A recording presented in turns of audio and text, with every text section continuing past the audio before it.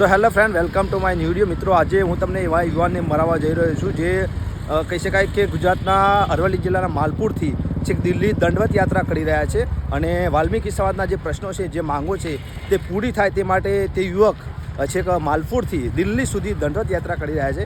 તેમની જોડે આજે તમને મુલાકાત કરાવીશું.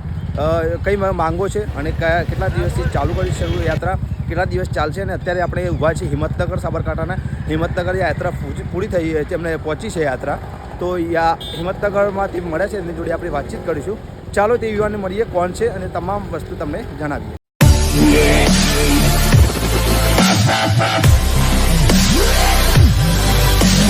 મિત્રો, માલપુરથી દિલ્હી દંડવત પ્રણામ યાત્રા કરી રહ્યા છે યુવક, જે કહી શકાય છે 1 સાલ સુધી આ દંડવત યાત્રા કરશે. જોઈ શકો છો તે અત્યારે આપણે હિંમતનગરમાં આવી પહોંચ્યા છે. હિંમતનગરમાં તેમની આ ગાડી છે અને તેમની આપણે જોડેથી વાતચીત પણ કરીશું. જોઈ શકો છો માલપુરથી દિલ્હી દંડવત યાત્રા. જય વાલ્મીકી, હર હર વાલ્મીકી. આ વાલ્મીકી યુવક કહી શકાય કે જે પદયાત્રા કરી રહ્યા છે છેક માલપુરથી દિલ્હી સુધી. અને જોઈ શકો છો સમાજની માંગ માટે આ યુવાન કહી શકાય કે દંડવત યાત્રા કરી રહ્યા છે. એમની આ ગાડી છે, જોઈ શકો છો. ગુજરાતમાં સફાઈ કામદારનો પ્રશ્ન એ વાલ્મીકી સમાજ માટે અલગ અનામતનો મુદ્દો. ગુજરાતમાં ગ્રામ પંચાયતનો સફાઈ કામદાર રોજના 50 રૂપિયા પગાર મળે તેવી માંગ સાથે દંડવત યાત્રા કરે છે. ચાલો આપણે તેમની જોડે વાતચીત કરીએ. જોઈ શકો છો તેમની દંડવત યાત્રા શરૂ છે.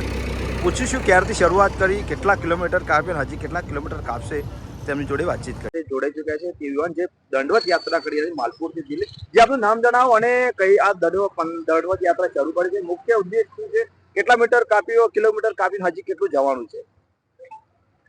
હું માલપુરનો રહેવાસી છું. મારું નામ છે લાલજી ભગત. ગુજરાતના તમામ વાલ્મીકી સમાજ, અન્ય સમાજના જે સફાઈ કામદારો છે, જે આ દેશની સ્વચ્છતા રાખે છે, એમને એજન્સી દ્વારા ભરપૂર ગુજરાતમાં શોષણ થઈ રહ્યું છે. એ લોકોને લઘુત્તમ વેતન મળતું નથી, પીએફ મળતું નથી. અને એજન્સી વાળા જ્યારે કામદારો જ્યારે પગારની જ્યારે વધુ માગણી કરતા હોય ત્યારે છૂટા કરી દેવામાં આવે છે. નગરપાલિકા, મહાનગરપાલિકા, ગ્રામ પંચાયતની અંદર વર્ષોથી જે કામ કરી રહ્યા છે એ કામદારને ભરપૂર શોષણ થાય છે. એના માટે માલપુરથી દિલ્હી આ દંડવત યાત્રા છે. આજે લગભગ 36મો દિવસ છે યાત્રાનો. અને આ હિંમતનગર મોતીપુરાથી અગાડી આ યાત્રા આવી છે આજે. અને આ યાત્રામાં દરેક લોકોએ ખૂબ જ સહકાર આપ્યો છે. તમામ જનતાએ આ યાત્રામાં ખૂબ જ સહકાર આપ્યો છે. એમને પણ અમે ધન્યવાદ આપીએ છીએ. અને જે પત્રકાર મિત્રોએ પણ ખૂબ આ યાત્રાનું કવરેજ કરવામાં આવ્યું છે, એમને પણ અમે ધન્યવાદ આપીએ છીએ. અને અમે સરકારશ્રીને, નામદાર કોર્ટને વિનંતી કરું છું કે આ ગરીબ, શોષિત અને પછાત વર્ગના જે કામદારો છે, સફાઈ કામદારો, વોચમેન છે, કરાર આધારિત જે કામદારો છે, એમને અધિકાર મળે તે માટે હું દિલ્હી વડાપ્રધાન નરેન્દ્ર મોદી સાહેબશ્રીને આ વેદના આપવા જઈ રહ્યો છું. તો કેટલા કિલોમીટર કાપ્યું અને હજી કેટલા કિલોમીટર જવાનું? લગભગ 80 કિલોમીટર જેવું તો કાપી નાખ્યું છે. હવે લગભગ 900 કિલોમીટર જેવું બાકી છે. હજી 900 કિલોમીટર જેવું બાકી છે.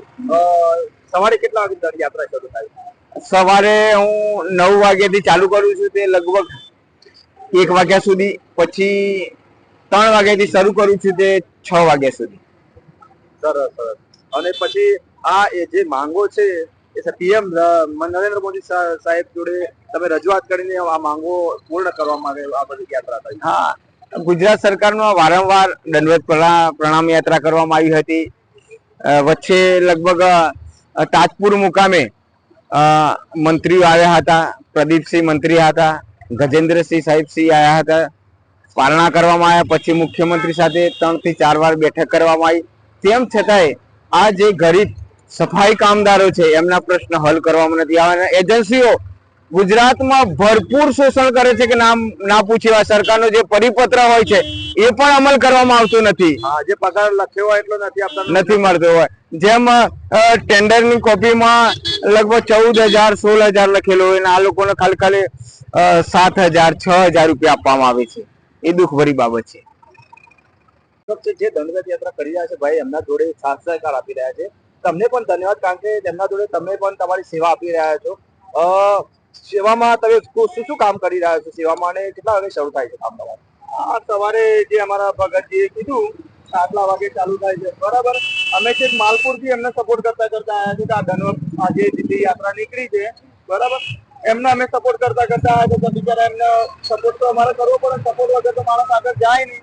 એટલે આ બધું અમે આ કરતા આવ્યા છીએ અને એમની યાત્રા કરે આ રીતના સફળ કરાવડાવીએ છીએ. અને મારે આજે ટીમમાં કેટલા લોકો છે? ટીમમાં તો અમારે કેવું છે, સમાજ રીતું છે. એ સમાજમાં અમારા 5 વ્યક્તિઓ આવે છે જેથી એમને સપોર્ટ કરવા માટે. 5 વ્યક્તિ અમે આજે છીએ તો 5 વ્યક્તિ બીજા આવશે. એ રીતના આગળ એમને વધાવતા જઈએ. ગુજરાતના લોકોને જનતાને તમે શું અપીલ કરવા માંગો છો કે આર્થિક રીતે મદદ થાય, કઈ પોસ્ટ દ્વારા પણ સપોર્ટ કરી શકાય? અત્યારે સોશિયલ મીડિયાનો યુગ છે, શું કહેવા માંગો છો? અમે તો એમ જ કહીએ છીએ કે અમને સપોર્ટ આપો, સાહુકાર આપો તો અમારી આ થોડી આટલી જેટલી માંગ છે એ માંગ પૂરી થાય. એના માટે અમે તમને વિનંતી કરીએ છીએ કે આટલી અમારી માંગ પૂરી કરી આપો. બીજું તો શું કહીએ, બરાબર.